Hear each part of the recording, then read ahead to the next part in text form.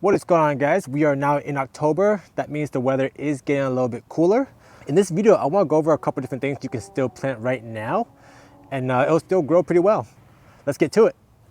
So the first one I want to talk about would be radishes again. Radishes are really rich in vitamin C and they're extremely easy to grow. If you look right here, my radishes are growing pretty well. This is the French breakfast variety, so they only take about 21 days to harvest. Highly recommend these. So next on the list that I recommend growing is garden beans. You can see behind me I have 5 garden bean plants growing right now. They're very easy to grow. It doesn't take a lot of work, and there are so many benefits to them. They aid in digestion, they boost your immune system, they increase your bone health.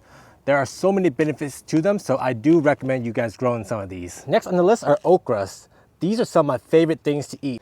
They are rich in vitamin C, vitamin A, loaded with antioxidants. There's just so many ways to cook them, so don't forget to grow some of these in your garden. Next on the list is Brussels sprouts. If you look very closely, I am growing a couple Brussels sprouts in my one clay pot. They are rich in potassium, great source, and they're also rich in antioxidants as well. And one cool thing I like about them is just the way they grow. They look very cool to me, so add this to your list. Now the next one on the list I'm actually kind of proud of, and that would be potatoes.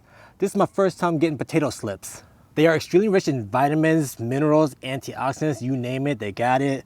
Fiber, just a very, very good crop to grow. And one potato can produce unlimited potatoes for you. Well, there you have it, guys. That is my list of crops you can still grow right now in October. If you found this video useful, please leave a like. It helps me out a lot. Comment below on what you'll be growing in October. And remember, take it easy.